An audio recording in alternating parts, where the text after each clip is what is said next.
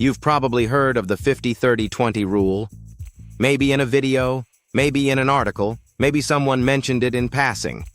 But nobody ever sat down and actually showed you how it works in real life, with real numbers, real examples, and real solutions for when things don't add up perfectly. That's exactly what this video is. By the end of the next 10 minutes, you're going to understand the 50-30-20 rule completely. You're going to know how to apply it to your own income. And you're going to know what to do when the numbers don't fit perfectly, because for most people, they don't. Welcome to centsmart, where we make personal finance simple for people who are just getting started. If you're new here, subscribe now. New videos every week. Let's get into it. The 50-30-20 rule was popularized by Senator Elizabeth Warren in her book All Your Worth, published in 2005. The idea is simple. Divide your after-tax income into 3 categories. 50% goes to needs, 30% goes to wants, 20% goes to savings and debt payoff. That's it. 3 categories, 3 percentages, 1 simple framework. But simple doesn't mean easy to apply.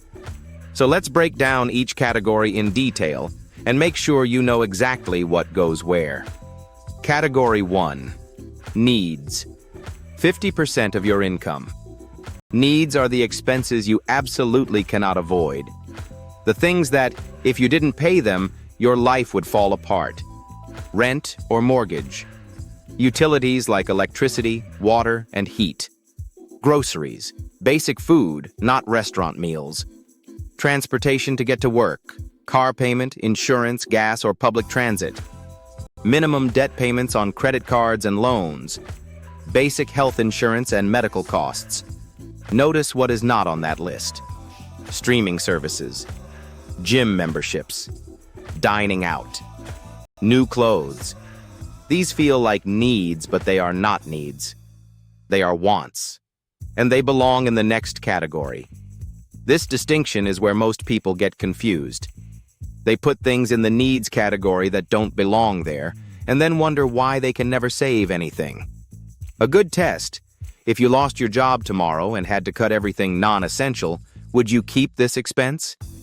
If yes, it's a need. If no, it's a want. Category 2, wants. 30% of your income. Wants are everything that improves your quality of life but isn't strictly necessary for survival. Dining out and takeaway.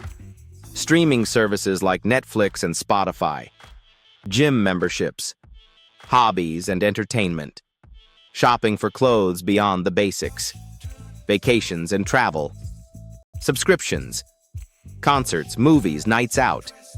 This category often surprises people because 30% feels generous. And it is, intentionally. The 50-30-20 rule is not about deprivation. It's about balance. You are allowed to enjoy your money. You are allowed to have a life.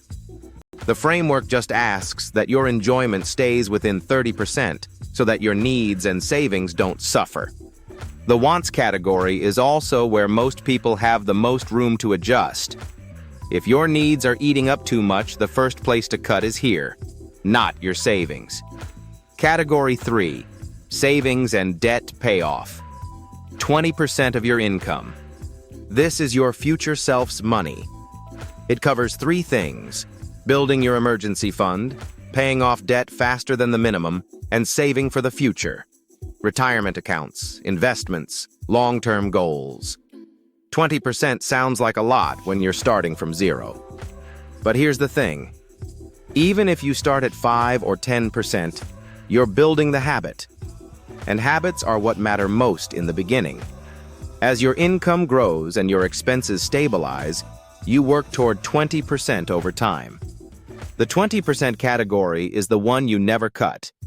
If something has to give, it comes from wants, never from savings. Now let's put real numbers on this. Because percentages are abstract, dollars are real. Example 1. You bring home $2,000 a month after taxes. 50% needs $1,000. This covers rent, utilities, groceries, and transportation. 30% wants $600. This covers dining out, streaming, entertainment, and personal spending. 20% savings, $400. This goes to emergency fund, debt payoff, and future savings. Example 2. You bring home $3,500 a month after taxes.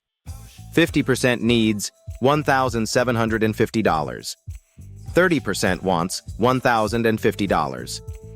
20% savings, $700. Example 3.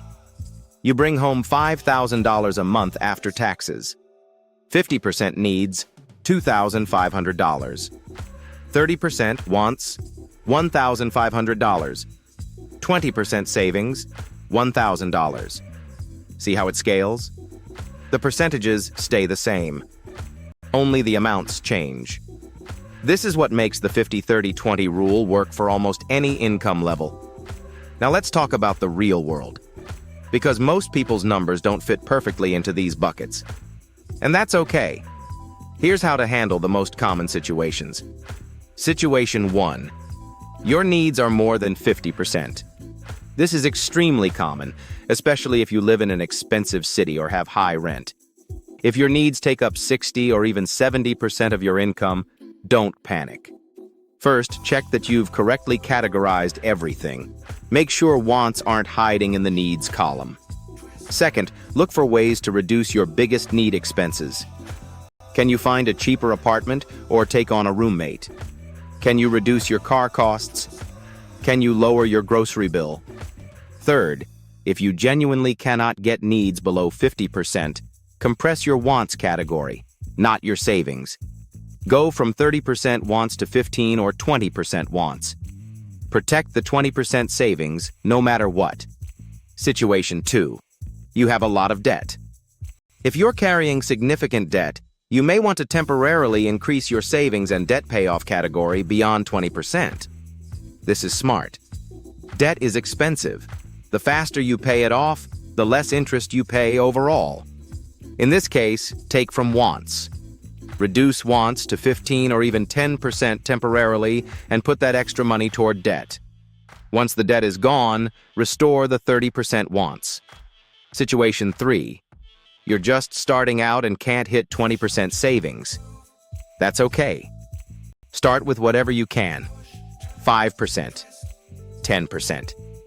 The habit of saving something, anything, every month is more valuable than the perfect percentage.